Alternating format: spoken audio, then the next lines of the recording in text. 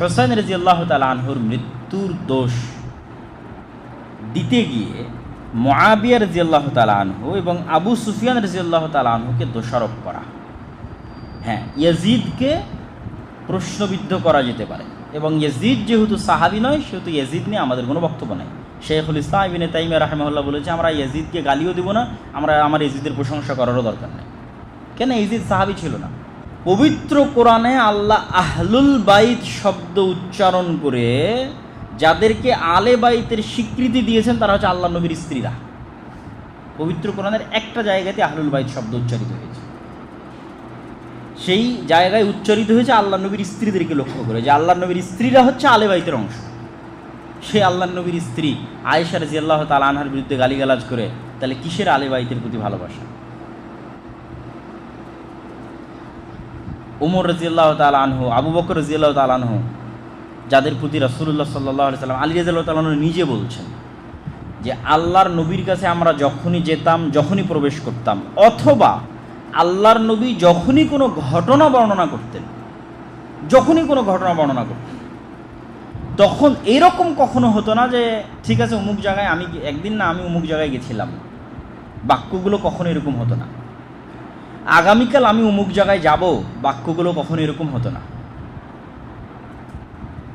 ঠিক আছে, আগামী সপ্তাহে অমুক দিন অমুক জায়গায় আমি গমন করব অথবা গমন করেছিলাম, বাক্যগুলো কখনো এরকম হতো না। প্রত্যেকটা বাক্য এরকম হতো যে আমি আবু বকর এবং ওমর গেছিলাম, আমি আবু বকর এবং ওমর যাব, আমি আবু বকর এবং ওমর যাচ্ছি, আমি আবু বকর এবং ওমর বের হয়েছি। এরকম একটা বাক্য খুঁজে পাওয়া যাবে না রাসূলুল্লাহ সাল্লাল্লাহু আলাইহি ওয়াসাল্লামের জীবনীতে যেখানে তার সাথে, তার কাজে, তার সহযোগিতায় আবু বকর এবং ওমর নাই। সেই আবু বকর এবং ওমরের প্রতি বিদ্বেষ লালন করে কিসের আলে বাইতের প্রতি ভালোবাসা আর তাজিয়া মিছিল, তা আমাদের প্রশ্নবিদ্ধ। এটা আমাদের প্রশ্ন করা উচিত। সর্বশেষ, হোসাইন রাদিয়াল্লাহু তাআলা আনহুর মৃত্যুর দোষ দিতে গিয়ে মুআবিয়া রাদিয়াল্লাহু তাআলা আনহু এবং আবু সুফিয়ান রাদিয়াল্লাহু তাআলা আনহুকে দোষারোপ করা। হ্যাঁ, ইয়াজিদকে প্রশ্নবিদ্ধ করা যেতে পারে, এবং ইয়াজিদ যেহেতু সাহাবী নয় সেহেতু ইয়াজিদ নিয়ে আমাদের কোনো বক্তব্য নাই। শাইখুল ইসলাম ইবনে তাইমিয়া রাহিমাহুল্লাহ বলেছে, আমরা ইয়াজিদকে গালিও দিব না, আমার ইয়াজিদের প্রশংসা করারও দরকার নেই। কেন? ইয়াজিদ সাহাবী ছিল না। যেহেতু সাহাবী ছিল না, তার কর্মকাণ্ডের জবাব সে দিবে, কিন্তু তাকে অবশ্যই প্রশ্ন করা যায়, ইয়াজিদকে অবশ্যই প্রশ্ন করা যায় কেন সে হোসাইন রাদিয়াল্লাহু তাআলা আনহুর হত্যাকারীদের বিচার করল না। কিন্তু ঐতিহাসিকভাবে এটার ডকুমেন্টসও নাই যে ইয়াজিদ হত্যার আদেশ দিয়েছিল। কেননা ঘটনার প্রেক্ষাপট এরকম ছিল যে ধরেন আমি বসে আছি দিল্লিতে, দিল্লি হচ্ছে মুসলমানদের অখণ্ড ভারত সালতানাতের রাজধানী, আর যুদ্ধ চলতেছে ঢাকায়। আমি আছি দিল্লিতে, যুদ্ধ চলতেছে ঢাকায়। তো আমার সেনাবাহিনীকে আদেশ দেওয়া আছে যে হোসাইন রাদিয়াল্লাহু তাআলা আনহু এই 3টে শর্ত না মেনে যেন ঢাকায় প্রবেশ করতে না পারে। দ্যাটস ইট, এটা অফিসিয়াল আদেশ। তাহলে ইয়াজিদ আছে কোথায়? ইয়াজিদ আছে সিরিয়ার রাজধানী দেমাশকে। যুদ্ধ চলতেছে কোথায়? ইরাকের একটা নগরী কুফায়, অনেক দূরত্ব, এখন সম্পূর্ণ ভিন্ন দেশ, অনেক লম্বা পথ। তাহলে বাদশার ফরমান কি? হুসাইন রাদিয়াল্লাহু তাআলা আনহুকে এই 3টে শর্ত না মেনে যেন কুফায় ঢুকতে না দেওয়া হয়, তাকে যেন বাধ্য করা হয় মদিনায় ফেরত যেতে। উনি মদিনা থেকে এসেছেন। ঐতিহাসিকভাবে ডকুমেন্টস পাওয়া যায় না যে তিনি তাকে হত্যার আদেশ দিয়েছেন, বরং সবসময় দেখবেন যে বড় পর্যায়ের নেতার চাইতে চেলা চামান্ডারা বেশি অ্যাগ্রেসিভ হয়, ভক্তকুলেরা বেশি অ্যাটাকিং হয়। এটাই নিয়ম। তারা ক্ষমতার মস্তদে যে বসে থাকে তার সন্তুষ্টি অর্জন করার জন্য যতটুকু বলেছে তার চেয়ে বেশি করে বসে থাকে। এবং রাজনৈতিক দলগুলোর মধ্যেও আপনি এই জিনিসটা খুব ভালো দেখতে পাবেন। তো আদেশের চাইতে বেশি করে ফেলেছে উবাইদুল্লাহ বিন জিয়াদ আর সিমার।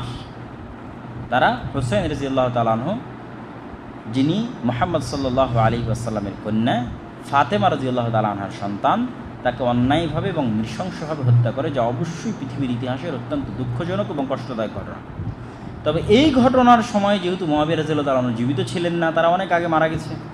আবু সুফিয়ান রাদিয়াল্লাহু, মুআবিয়া রাদিয়াল্লাহু তাআলার পিতা আবু সুফিয়ান রাদিয়াল্লাহু তাআলা জীবিত ছিলেন না, ফলত তাদেরকেও এটার মধ্যে দোষারোপে নিয়ে আসার আমরা কয়েকটা কারণে বিরোধিতা করি, দুইটা কারণে।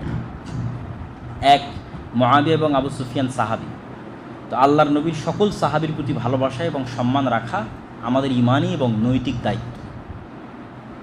সাহাবীদের কোনো এক সাহাবীর প্রতি ন্যূনতম ভালোবাসার কমতি অথবা গালিগালাজ অথবা অন্য দৃষ্টিতে দেখা ঈমান নষ্ট করে ফেলবে।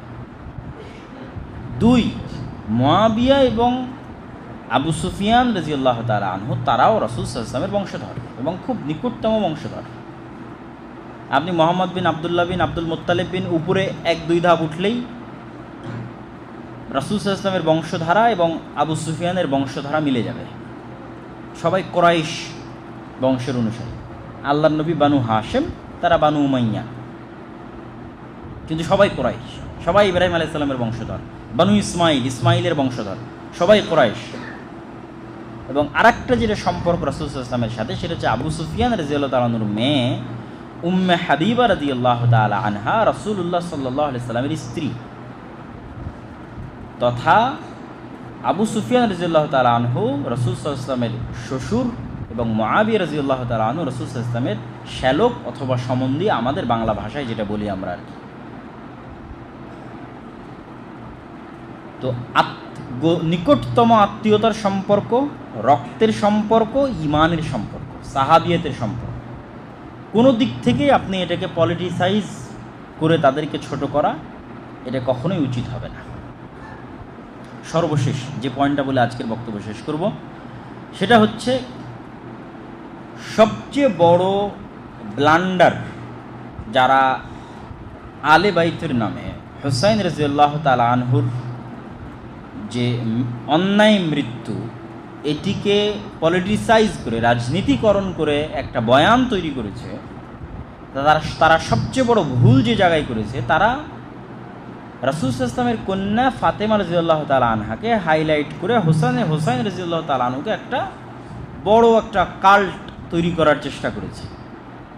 কিন্তু যেখানে আলী রাদিয়াল্লাহু তাআলা আনহু মুহাম্মদ সাল্লাল্লাহু আলাইহি ওয়াসাল্লামের শুধু একজন মেয়েকে বিবাহ করেছেন, ফাতেমা, ঠিক সেখানে উসমান রাদিয়াল্লাহু তাআলা আনহু মুহাম্মদ সাল্লাল্লাহু আলাইহি ওয়াসাল্লামের 2 মেয়েকে বিবাহ করেছেন। এক মেয়ের মৃত্যুর পর আরেক মেয়েকে বিবাহ করেছেন। তাহলে যিনি 2জন মেয়েকে বিবাহ করলেন, তিনি শত্রু হলো কোন সেন্সে? যদি ফাতেমার স্বামী হওয়ার কারণে আলী রাদিয়াল্লাহু তাআলা আনহু ভালোবাসার পাত্র হয়, ফাতেমার আল্লাহর নবীর মেয়ের স্বামী, তাহলে আল্লাহর নবীর 2 মেয়ের স্বামীকে আমার ভালোবাসার পাত্র হতে হবে না? তাহলে আল্লাহর নবীর 2 মেয়ের স্বামীকে আমি বানিয়ে দিলাম শত্রুতার পাত্র, আর আল্লাহর নবীর 1 মেয়ের স্বামীকে বানিয়ে দিলাম ভালোবাসার পাত্র। তাহলে মুনাফিকি কার মধ্যে? মুনাফিকি যারা আলে বাইতের নামে এই রাজনীতিকরণ করছে, তাদের মধ্যে মুনাফিকি।